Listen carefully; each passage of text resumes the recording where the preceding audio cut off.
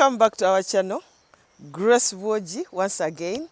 I understand you have been missing us. We have been away for a reason. And we are sincerely sorry for not giving you the content as it has been our practice.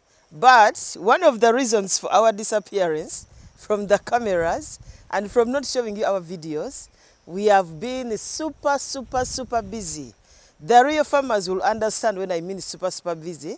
We undertook on a massive project that was coffee farming, and it took up most of our time, the expertise, the hands, everything was just diverted to coffee. But we are this time back for good. We have at least tried to put up most of the systems that need to run this other new project, and we are back. But this time, we are going to give you the kind of content that you have been craving for. The hands-on content, the content from the farm, the content where we tell you what exactly transpires on our farm in a very simple way. In our episodes this time, we are going to start with the topic of how to start a goat farm with little capital. Often, I get comments on my social media handles, people asking, I don't have this, but I have this. I have small land. I don't have enough money. How can I start goat farming? Goat farming is not all about for those people who are mega rich, but even the people who have less money or less capital can start goat farming. This topic is basically for you, somebody who is watching me and you are afraid to start goat farming, but you lack most of the things. This is going to be your motivation topic for you to start. For a young farmer afraid to start, one of the things I always tell everybody who wants to start, whether any project, whether goat farming, whether coffee farming, any farm project, usually I advise everyone to start small. When you start small, you are not going to use a lot of resources. You are not going to use a lot of expertise, but everything is going to be within your means. For example, I would advise a person starting to start with 2 to 5 goats as a beginner, because here you are going to spend less money. Actually, you may not even need a herdsman to manage your goats. You may manage them yourself. You may choose and say, you know what, I'm going to tie these goats in my backyard. I'm going to tie these goats to feed on the road reserve here in Uganda. So always start small. Don't start big. Every time you start big, when you have less capital, it means you are going to choke. You are going to hate the project there and then. For example, I, for one, when I was starting in 2015, I started with 30 goats. Only 30 goats. Not that I didn't want to start with many goats, but I didn't have the expertise. I was learning on the job and I didn't want to burn my money. So what I did, I started with 30 goats, and eventually, after like 6 months, 7 months, 12 months, I would add on like 10 or 20 goats. Right now, our goats have multiplied in numbers. For a young farmer starting, if you are to start small still, don't start with the expensive breeds. Start within your means. Start with the local breeds. They cost less more. Don't start with exotic breeds unless you can afford them. One thing, if you start with the local breeds, it means you're going to use lots and lots of money to source for them. Their maintenance is equally high. And if you start with breeds which are costing less, it means you are going to use less money. Some of the things I'm sharing today, these are some of those ways or tactics I applied on my farm in 2015. Apart from having family land, I didn't have much capital, but I had the will. I wanted to start goat farming. And some of the things I considered was starting with low-cost breeds. These are breeds that are not going to cost you an arm and leg to purchase them. They are not going to give you they are not going to cost you so much to maintain on your farm, so that at the end of the day you can be able to earn money out of it. And some of those breeds I started with local goats. And eventually I started crossbreeding.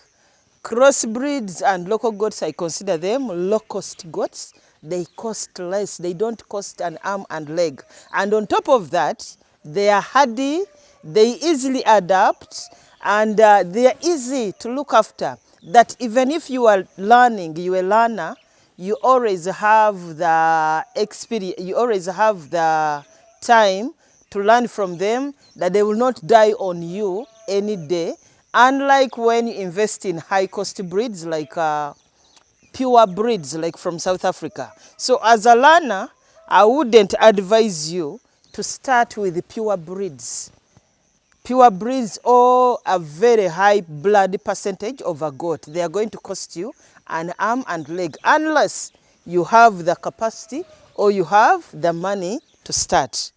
Another aspect I considered was using locally available resources in the community. One of the things that I was lucky that we have family land. We have at least quite a big chunk of land, and I could graze from anywhere. But for a farmer watching me, maybe especially those in northern Uganda and you want to start, you have lots and lots of communal land. You can always start by grazing there. And also when you are trying to use locally available resources, don't use very expensive materials to start your farm. Like when you'll see around, I'm still using those locally available resources. For example, the wood, all the wood we are using on the farm, I got it from the farm. I didn't get it outside the farm. The grasses we are feeding on our farm, some of them I get them. I find somebody has a plot of land or a big piece of land, and lots and lots of grass has grown there.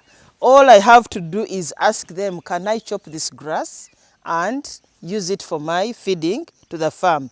Actually, something else I've also noticed in my village, every time they have harvested the maize, they have taken away their maize, they usually leave the maize stover to either rot in the garden or they burn it off during the dry season. So all I have to do, I always seek out for the maize stover. I ask for the stovers and I bring them to my farm, and they have been able to make excellent silage for my pregnant mothers. And some of you have very big road reserves in Uganda especially. They have lots and lots of grass, which is plenty, which is tall, which is fresh.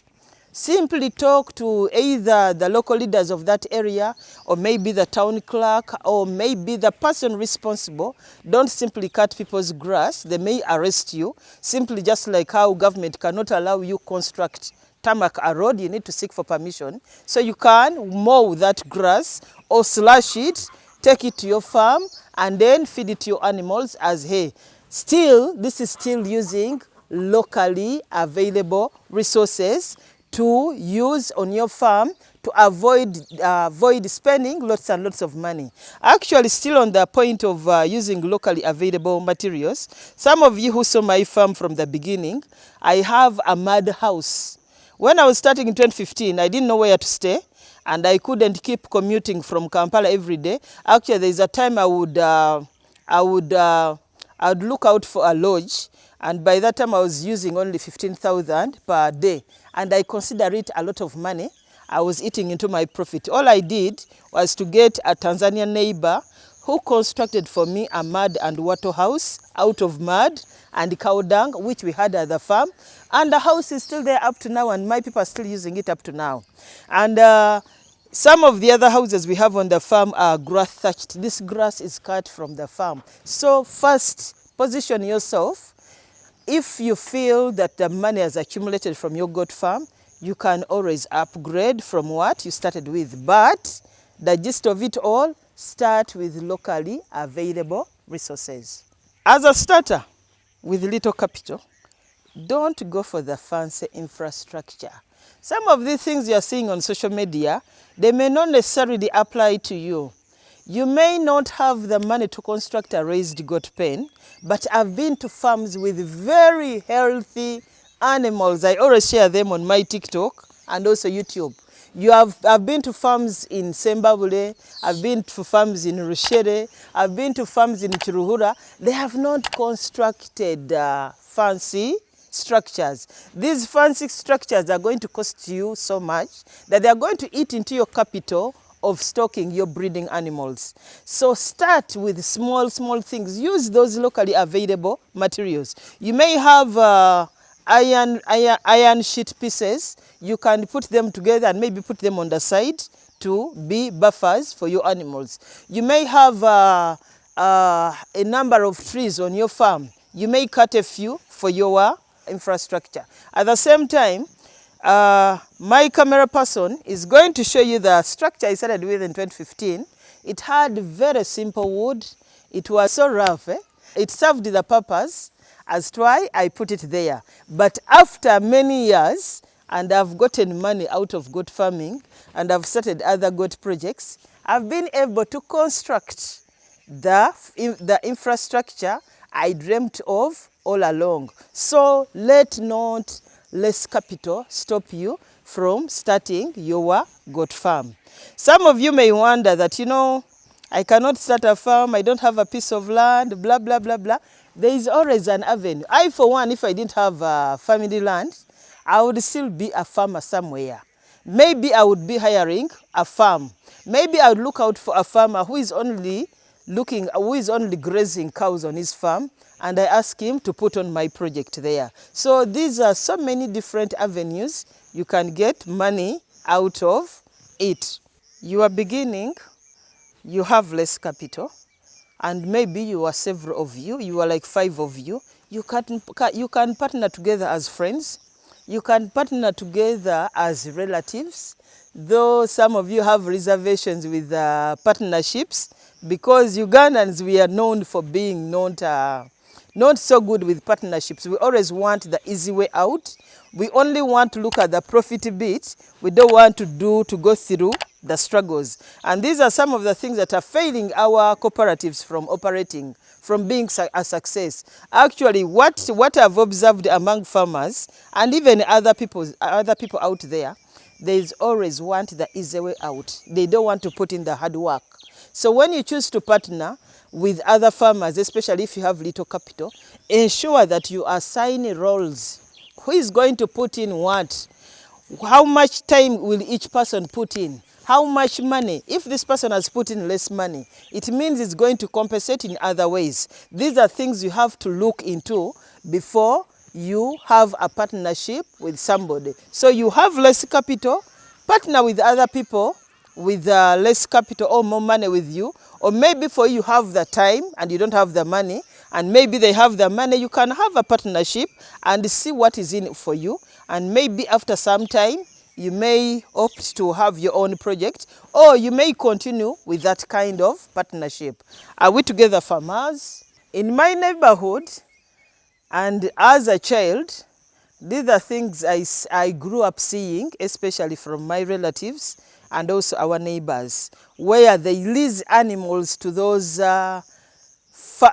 relatives who are in need or who don't have what they want. You get it? For example, somebody wants to start a goat farm. I can be able to say, I'm going to give this person my 5 goats. But in 5 years, I want back my goats. In Runyankore, they call it empano. I don't know if you have heard about that. Basically, you hope, you assist, you give muscle to somebody who is at disadvantage than you, and you closely supervise this kind of arrangement. Actually, it has helped so many farmers out there. And I remember when I was starting, much as I tell you, I started with 30 goats. There is a farmer who gave me 100 goats. I will not mention this farmer, but these goats helped me so much.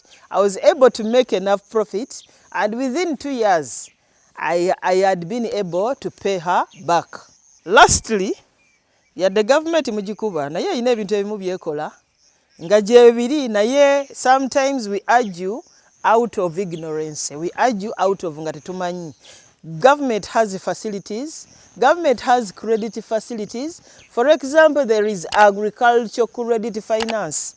Last year, I've been able to get some good money from Centenary Bank, courtesy of Government of Uganda, and also the different finance institutions. This kind of facility is at a lower interest rate as compared to the normal loans they always give to us. There is a grow loan for women. I don't know if you have been able to explore most of these. So are you a goat farmer, or are you planning to start a goat farm and you don't have capital, but maybe you have a land and maybe you have security? You can look at these kind of facilities. You may not be able to afford to come to Woji Farm, or you may not afford to go to South Africa to learn about goat farming. Government always has this kind of trainings where they train farmers on goat farming. You can be able to earn this knowledge. You can be able to get credit at low interest rates for you to be able to start a farm. There are also subsidies. For example, I think last year I was able to get an irrigation equipment worth for 2.5 acres to be able to irrigate my coffee. Much as I have some small issues with the project, but some other farmers I interacted with out there, they equally benefited from such. So always look out for these kind of facilities. How do you know that there are these credit facilities? How do you know there are these trainings? Usually have a close connection with your district planning unit, and also production office. Always visit them, the sub-county offices, visit them and find out what is in for me this season for me as a farmer. They always volunteer this information. But some of you, you want to start a farm, you are a telephone farmer, nobody knows you, you never allow these agriculture officers to come visit your farm, you'll not be able to get this kind of credit facilities and also their trainings. Actually, in most districts in the cattle corridor, government always gives out free pox and stroke PPR vaccines free of charge. All you have to do is register your name at the sub-county or the district with the district veterinary officer, and these vaccines will come to you free of charge. That's all I had for you guys. This is still Grace Woji at Woji Farms. Are you new to our channel? Please do not forget to subscribe and also click on the notification bell to alert you every time our videos are loading. Bye-bye.